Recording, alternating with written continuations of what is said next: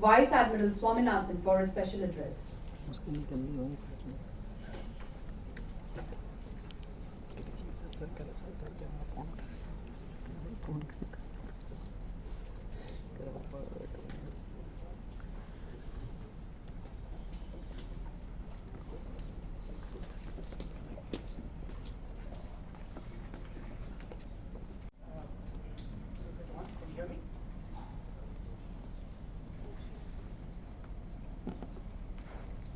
Okay.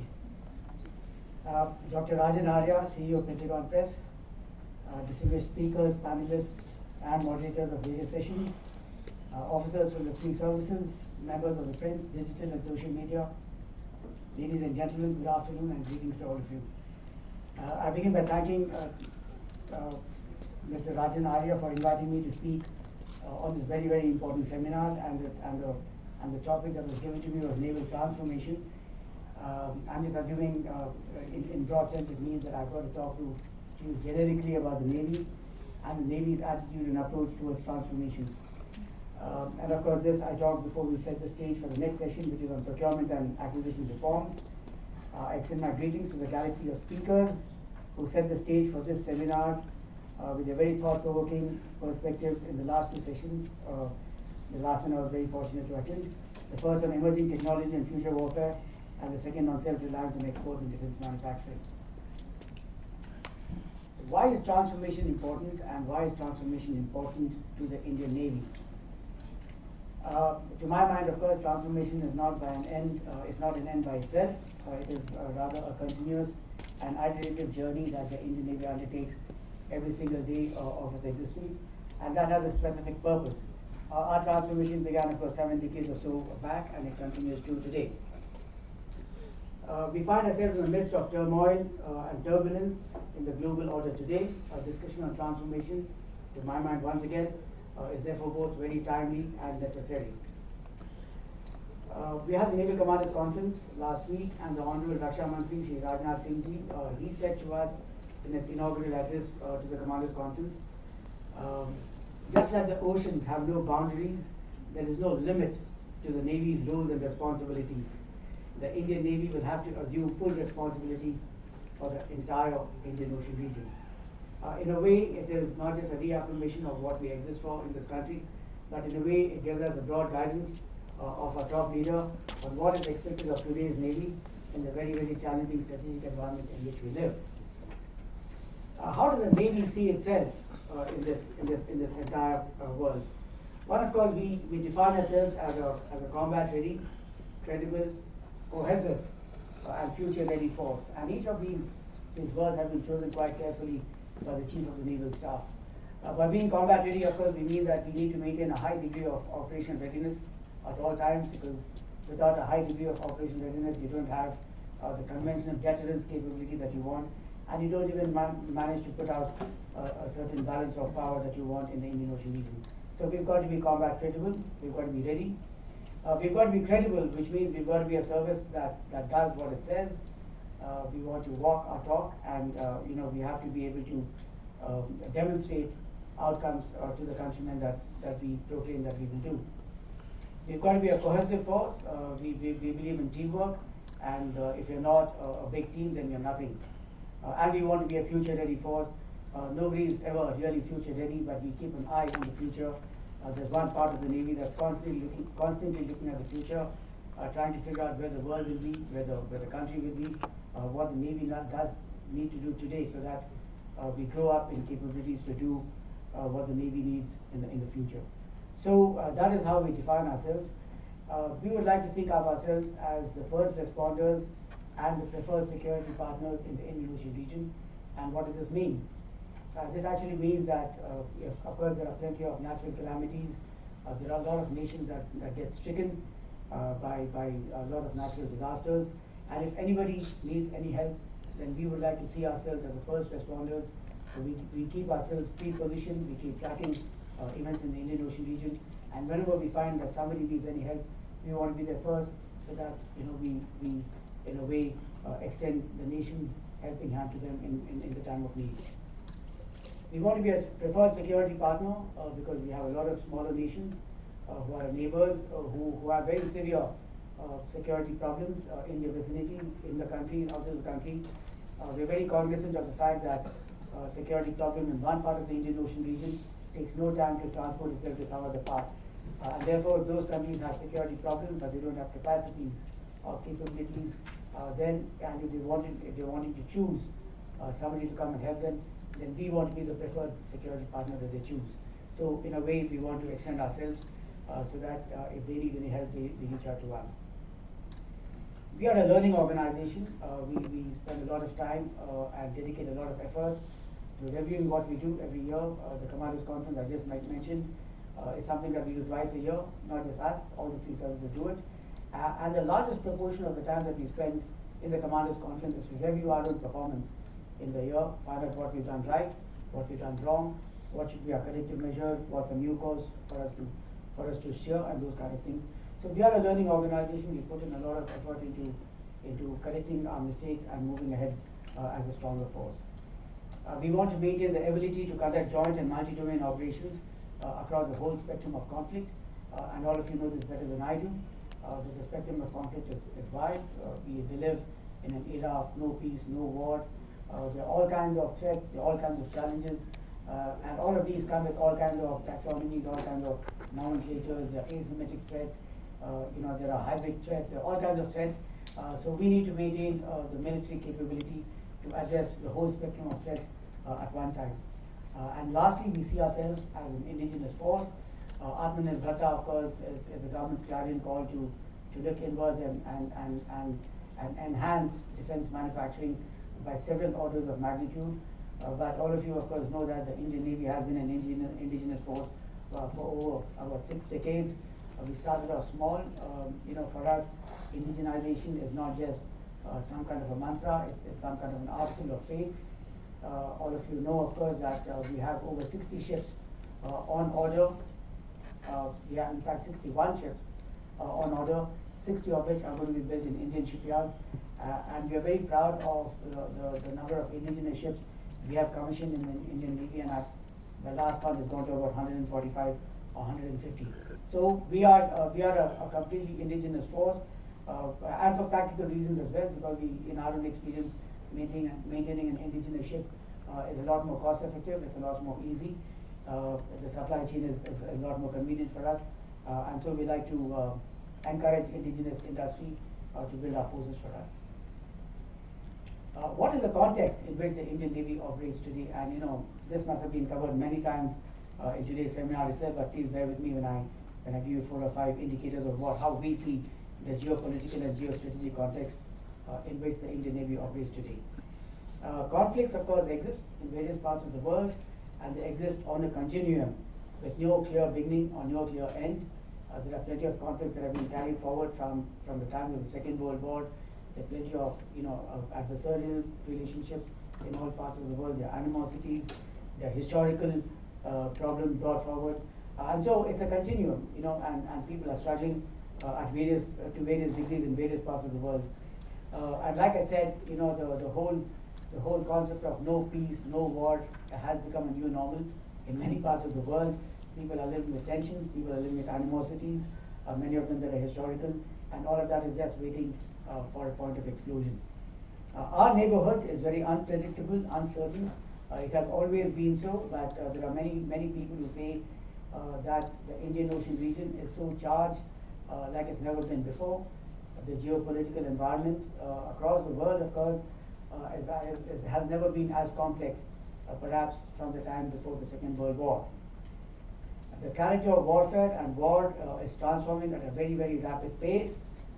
There are 2 significant trends. There are plenty of trends that define the character of warfare in the 21st century. Allow me to just very quickly speak about 2. The first, of course, is the democratization of technologies. In the olden days, high technology used to be the exclusive preserve of government-led organizations. Research in technology, research and development in high technologies took a lot of investment. People did a lot of incubation centers and produced a technology that could be translated to the industry, and then had large-scale manufacturing of very, very heavy equipment. That, of course, does exist, but it does exist alongside a whole ecosystem low-cost manufacturing. People are building high-technology systems in garages, at homes, in small little centers. People are coming together, having a good idea. Somebody's funding them, and so technology has proliferated and is democratized, and therefore the good guys and the bad guys have the same technology at the same time. Sometimes the bad guys get access to very good, sharp, cutting-edge technology faster than the good guys, because the good guys have to go through a process, where the bad guys just have to buy it wherever they can. This is becoming an isolationist world. Somewhat, we see it becoming a little more protectionist. But in very many ways, it's still a globalized world. So what is available today here, if our people are bound by ideology, they're bound by a common cause, by a common reason, that technology goes away to some other part of the world to be used for some other means. And so the technology has got very, very democratized, and therefore there is abundant access to various kinds of cutting-edge technologies to all kinds of people. And of course, the technology life cycles are very, very short. Technology itself is galloping at a very, very rapid pace, and therefore what you have today may be obsolete tomorrow, and there's something new that comes up and sets everything aside that you've done for many years. That is one of those, these are the trends that are shaping the character of warfare. Disruptive and niche technologies, generative AI, big data analytics, quantum computing, machine learning. A lot of people have said a lot about all of this, but all of this are a part of life today, and all of this are feeding into everything that we do in our lives, including the way we fight our wars and we pursue our operations. And that all of these are available to the general public at some cost, in some cost-effective manner, off the shelf, so people can go and buy it, adapt it, put it into a weapon, and launch it. And we also see that in the contemporary wars, the Russia-Ukraine conflict, the Israel-Hamas conflict, with the Houthis thrown in, we have come back to the era of what we call comprehensive wars, where the whole of society is fighting, the whole of nation is fighting. Some societies are fighting for their survival, some nations are fighting for their survival, but these fights are engulfing continents. They're getting funding from people. They're uniting peoples, they're uniting regions in ways that have never been seen before in the last 5 decades. This is the environment in which all of us broadly operate, and this is the environment of which we are every day cognizant that we've got to be responsive to that. So into this, the big neighbor, China, that we have, China has been equipping itself and its armed forces with a sense of purpose and with a sense of high national priority. The Chinese Navy, of course, has embarked on the most ambitious modernization program and has grown from a 250-odd ship to a 375-odd ship Navy in just about a decade. So, very famously, within closed doors, we tell ourselves that China has added one full Indian Navy to its force levels in just 1 decade. So that's some phenomenal and astonishing growth. China has increasing engagements in the Indian Ocean littorals for energy, resources, and bases. There are 10 to 12 PLA Navy ships operating in the Indian Ocean region on a daily basis for a variety of purposes. Many of them are legal, legitimate, but threat is a function of capability and intent. When we don't know what the intent is, and we see huge capabilities coming in our neighborhood, we ought to be a little worried. So we take note of all of that, and we are following the Chinese Navy and what the Chinese Navy does on a daily basis. China is a proliferator of very disruptive technologies and a world leader not just in manufacturing, mechanization, shipbuilding, but also in niche cutting-edge technologies like generative AI, quantum computing, and unmanned systems. And all of these can be used with a dual purpose. So all of them are not strictly peaceful, all of them are not strictly scientific. Many of the things that China does is dual purpose, and therefore we've got to take note of that as well. Pakistan, our other neighbor, has an equally ambitious modernization plan. It's been adding frontline combatants to the Pakistani Navy's force levels at a very, very rapid pace with the help of China and Turkey. The Pakistani Navy has transformed itself already to a very, very significant degree, and it has very ambitious plans to transform itself even more by 2030 or so.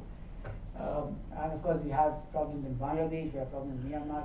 So broadly, the Indian Ocean region is surcharged with the incursion of China, with the modernization of the Pakistani armed forces, the existing animosity is just getting sharper everywhere. Trouble in the neighborhood, Bangladesh, Myanmar, and so all of this makes for a very unpredictable and extremely challenging regional environment in which the Navy works. Our geography may have been the same, but the geographic context and the geopolitical context in which the Navy operates today is vastly different from what it was a few decades back, and therefore the Navy needs to transform itself. But is transformation a new concept for the Navy? I would say no. The Navy has always tried to transform itself, and we believe we've always been somewhat transformational in the way we think. We've been somewhat innovative in the way we build ourselves, and we've been innovative in the way we deploy our forces. Please allow me to say a few things that just support this. In the early 2000s, about 2.5 decades back, the Navy set up very purposefully the Directorate of Strategy, Concept and Transformation at the Naval Headquarters. This directorate was given the free hand to think disruptively at that stage. It works directly under the nose of the Chief of the Naval Staff. The gentleman who heads the directorate, or the lady in times to come who heads the directorate, will report directly to the CNS and report to him or her on what the Navy can do disruptively to transform itself organizationally, operationally, functionally, in any way that it can. They do the military strategic thinking, development of doctrines, identify areas for transformation, and advise the Navy in general and the CNS in particular about how the Navy can transform itself by watching what's happening in the world outside, by seeing what needs to be changed, and of course, transformation. By transformation, we mean we need to bring about a profound change. So there is a boldness of thinking. There has been a kind of the ability to take risk in making organizational changes that has been inbuilt in the Navy, and of course we continue with that legacy. One of the things that the DSCT said in those days, in early 2000, was the Navy ought to become a network force, and all of you will recollect that network-centric operations was a new paradigm that, as I said, people said in the way armed forces would conduct their operations, and I'm very glad to report that one of the early bits of transformation that we wanted to see in the Navy was also to become some kind of a net-centric network force, and today we are a truly network force which have an integral satellite connectivity that connects all our forces, whichever part of the world they are in. It's a network of satellite networks, terrestrial communication networks, radar networks, that bring all together and keep us as one extended, tightly knit grid of forces, sensors, radars, weapons, and the rest of it. From time to time, we've also got some external help to come and tell us, see the way we work, and advise us on how we can improve our organizational efficiency, organizational effectiveness. As a matter of example, a couple of years back, we invited Deloitte to come as a consultant to come and see the way we organize, open up our books to them, open up our organization to them. They came and embedded themselves in various parts of our organization, at Naval Headquarters, at Command Headquarters, and we asked them to very open-mindedly suggest to us if there are ways in which we can make ourselves organizationally more nimble, organizationally more flexible, and organizationally more efficient. Of course, that was a huge report that was given by Deloitte. Some of them we found that we could implement, and some of them we found that they were good, but we could not implement without major disruption to what we do, and therefore we had to do it in phases. But broadly, this is the open-mindedness of the Navy to transformation. Induction of women into combat took many years. Of course, when we had to induct women, it was an idea whose time had come. We've been grappling with this for many years, but that was once again a transformation of how we saw ourselves, how we inducted women, and now we open women to all ranks, all roles, with no discrimination. We call ourselves a gender neutral force, which means we're not trying to be equal. We're just trying to tell them, here's the job, let the best person win it. The gender doesn't matter. You prove your capabilities, and you will get the job. And that's some kind of a minor modification and transformation we've done as well. When the Defense Indigenization Organization was formed by the MOD, We set up in parallel the Naval Innovation and Indigenization Organization. General Thandare just alluded to the TDAT that works under the NIIO. We have this annual meet called the Swaminathan. In a way, it's quite an innovative step, because as far as we're concerned, it's been a super success.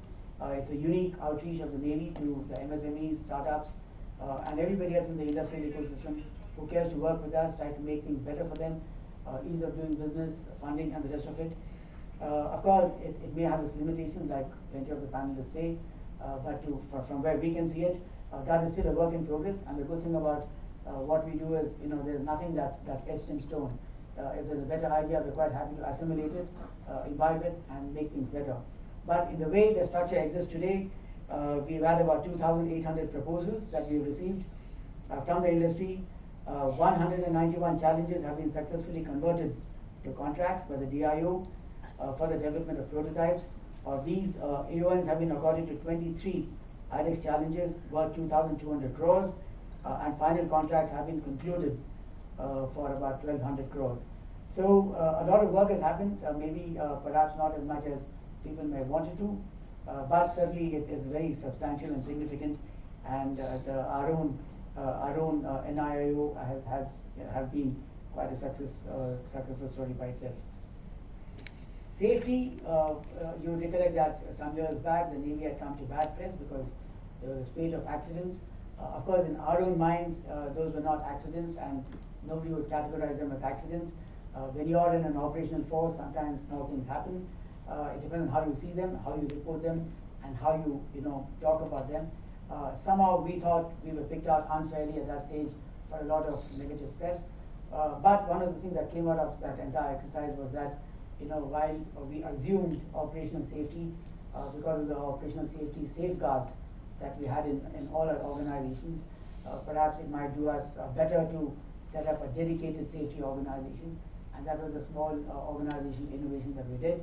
We set up an Indian Naval Safety Team in 2017, and every single accident that we analyze is analyzed through the prism of what we call HFACS, which is Human Factors Analysis and Classification System, where we see what human factors went into causing that accident and what human factors we need to address to make sure those accidents don't recur. So that's some kind of an innovation as well that we did in the way we study our accidents and our operational incidents. The Indian Navy adopted what we call mission-based deployment, a mission-based deployment philosophy.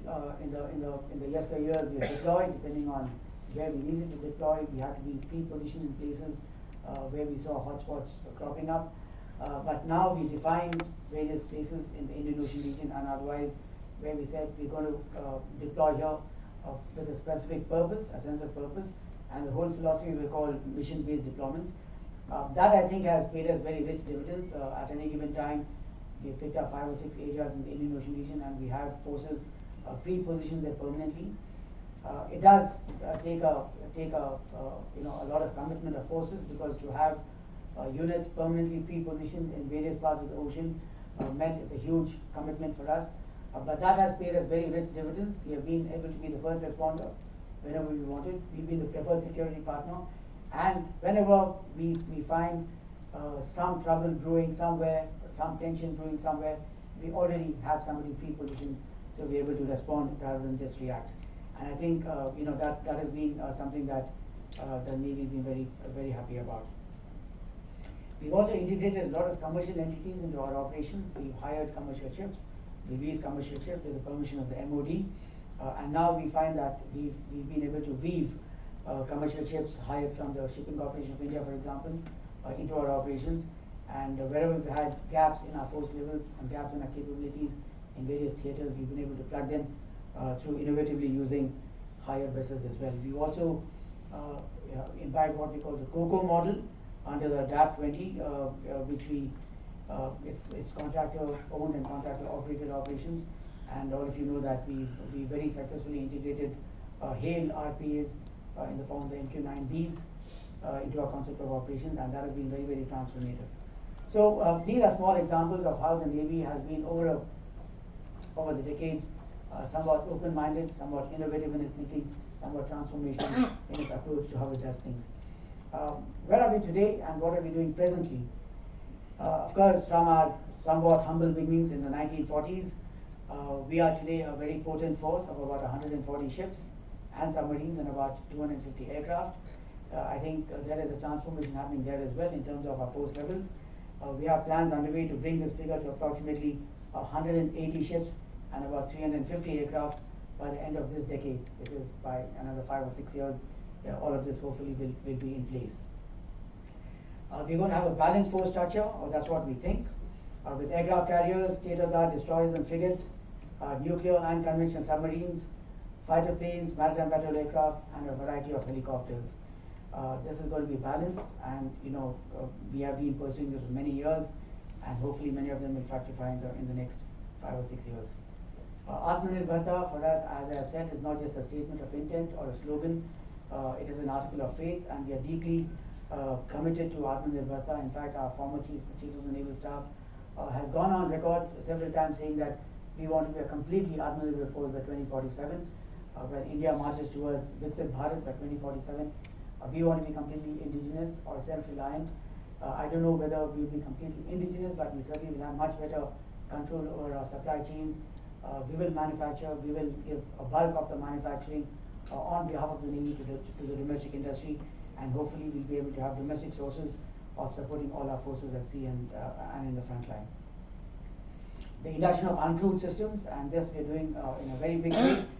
In surface, subsurface and aerial domains, will only add fillip to our capabilities.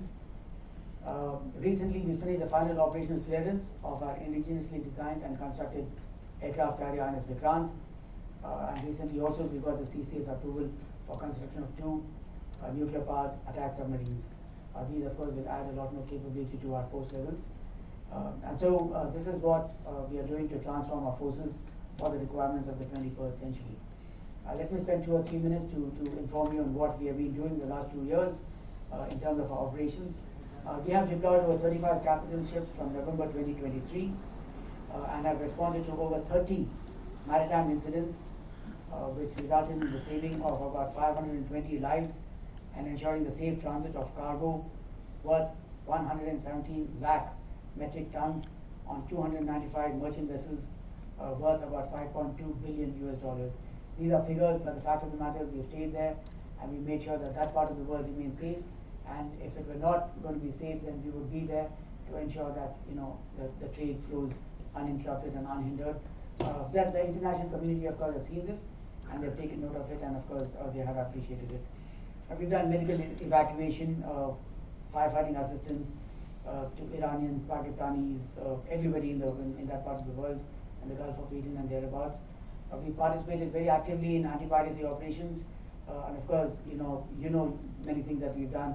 We released the crew of MV Leela Norfolk, release of the crew and apprehension of pirates on the MV Ruin. This is, you know it, but please allow me to say what happened. MV Ruin was taken over by a bunch of pirates, about 37, 38 of them, about something like 2,500 kilometers away from our mainland, and we had to inject forces in theater, so we took the help of the Air Force. We took a C-130, we flew all the way there, dropped our commandos at sea. Our commandos dropped at the sea. In the dead of the night, they embarked the ship. This is very Hollywood style. They embarked the ship in the dead of the night. The pirates had taken over the ship. The ship's crew were helpless, and they were in what they call the stronghold. The commandos embarked the ship, so they were dropped somewhere in the vicinity of the ship with their boats, with their weapons, with their equipment. They went to the early hours of the morning, embarked the ship, overpowered the pirates, 37 of them, and freed the ship. All of that happened in just overnight, by the way. All of that happened just overnight. Nobody's done it.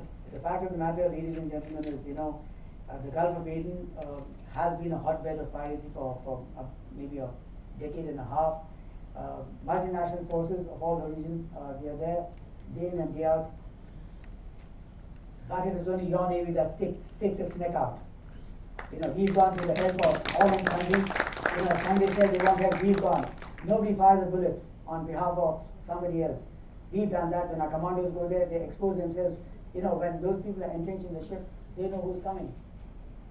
And the commandos can't see who's up there because they don't have the view. They're climbing up a vertical ladder. At the end of the vertical ladder is a guy who's standing with a gun. Nobody does that. There are much better equipped forces, there are much better funded forces, but nobody does that. It's just your Navy that does it, and we're very proud of that. We've done all of that. In a diplomatic role, of course, just last year, in the year 2024-25, we have undertaken 28 bilateral exercises and 29 multilateral exercises with various navies. If I were to have a picture and show it to you here on where the Navy has been deployed in the entire year, that would cover almost the entire world. We've been there, we've shown our flag, we've shown our national intent, and we've represented India in various parts of the world.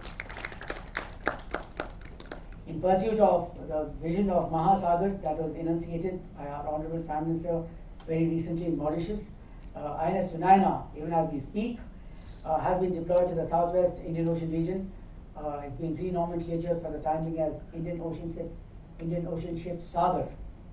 Sagar, of course, is security and growth for all in the region. So they call it Indian Ocean Ship Sagar.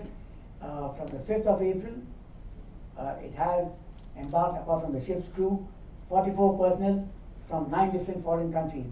So this is quite an astonishing concept by itself.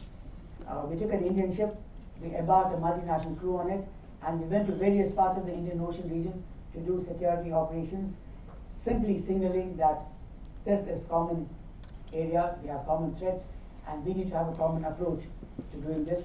And India and the Indian Navy is quite willing to help the smaller nations in doing that. This ship, ladies and gentlemen, at the moment is in Tanzania, and one of the gentlemen said that his team is in Tanzania. That team is there, meeting the Indian Navy there in Tanzania. And even as we speak, the Honorable RRM and the CNS are in Tanzania with the ship there. And this is a part of a larger construct that we call the EKAIM, which actually in Sanskrit means unity and oneness. But this is an acronym which is AIKEYME, which is Africa, India, Key Maritime Engagement. This is another exercise that we have conceived. It has been co-hosted by India and Tanzania this year. But the concept is to have another strong strand of engagement with East African countries. Do this every year or every other year. Choose a partner among the East African countries. Get all the East African countries together and have India as one partner and the whole East African coast as a second, and do multinational exercises even for a few days. It does a lot more than confidence building. It shows that we have a true intent to standing by them in the time of need. This is happening from the 12th to 17th of April, and that's quite a significant milestone in our outreach to our neighborhood. The Information Fusion Center, Indian Ocean region, all of you are familiar with this. It's in Gurugram. That has been a vital cog in everything that we do, in enhancing international cooperation, of course, but in maintaining maritime domain awareness in this region and beyond. We interface with similar organizations across the world, and we maintain a very, very good hold on what's happening, who's coming, who's going, who's friend, who's not so friendly. We keep track of every single major ship that enters the Indian Ocean region and track it till the time it leaves, and track it back once again when it enters once again. So we do all of that. We have 14 international liaison officers from friendly foreign countries who are embedded in it. This center is going to grow, and we're going to have the National Maritime Domain Awareness Center that's co-located, and perhaps in the next couple of years we'll have something like 40 ILOs from various parts of the world resident there, and our vision is to make it a big hub of maritime domain awareness where information will be shared, information will be collated together, and that information will come to good operational use in the entire region. This year the Indian Navy also assumes the chair of the Indian Ocean Naval Symposium, or IONS, and all of you of course know that the Indian Navy was the founding member of the IONS. It's a grouping of about 36, 37 navies of the Indian Ocean region, and in the way we constructed the charter, the chair goes from region to region, country to country. We were the chair for the first 2 years, and after a full circle is coming back to us once again in a very, very opportune time in our evolution as a nation and as an evolution as a navy. So we hope to utilize the Indian Ocean Naval Symposium once again to strengthen our bonds of friendship and our outreach in the Indian Ocean region, and make sure that we contribute a little more productively to maintaining maritime security here. That we want in the timeline that we need. Our design and development cycles are quite prolonged. This results sometimes in obsolescence of equipment prior induction of platforms. I suppose this is the story not just of the Indian Navy or the Indian Army or the Indian Air Force.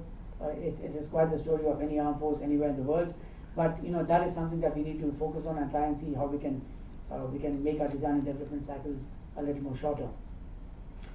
From the industry's point of view, and this we've heard it many times, there's non-availability of bulk orders, there's lack of incentivization, and therefore a lot of startups are unable to, even if they have good ideas, they have good abilities to support the armed forces, they are unable to sometimes participate in our things. So I think that's another small gap we need to bridge.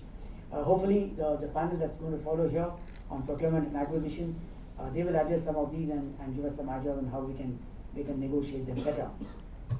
I'd just like to conclude, ladies and gentlemen, this was broad brush, a broad brush to let you know what the Navy does and what the Navy's attitude towards transformation is, and how the Navy has in some small way been transforming itself every single day, maybe every single year. And cumulatively in the last 10-15 years, we made quite staggering progress, from what we were before. We are open-minded in our approach, we are innovative and transformative in our thinking, and we like to think that we are cognizant that our approach, our attitude, and our aptitude and our thinking are force multipliers, and we need to kind of move with the times and make the Navy the best that it can be. With these few words, I once again thank Mr. Rajan Arya for inviting me at this event. It's been a great honor and pleasure. If there are any questions, I'll be very glad to take them on. Otherwise, thank you very much. I wish you the very best of luck. God bless you. I'm open to questions. If somebody has any questions, I was told that. Yes, ma'am.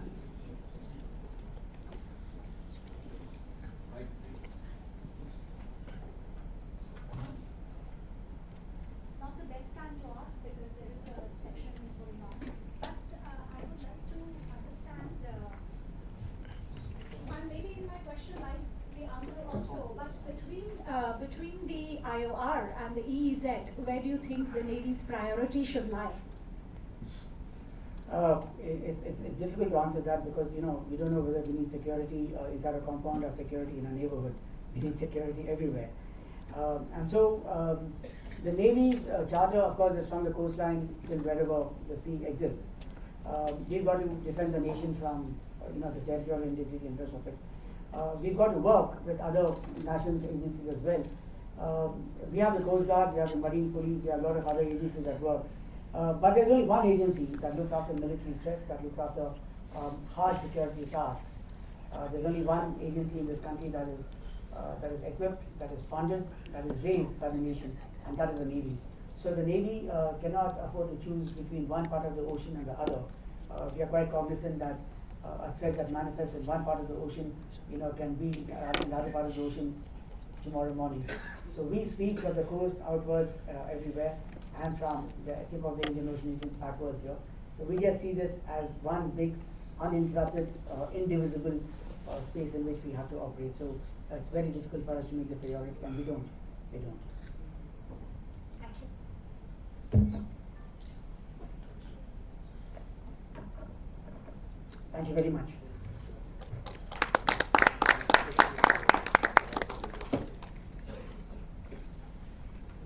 Thank you so much, sir. Your articulation has brought perfect clarity to the India's maritime imperatives and the naval transformations that we are seeing today. May I now request Mr. Rajan Arya to kindly present a token of appreciation to Vice Admiral Swaminathan.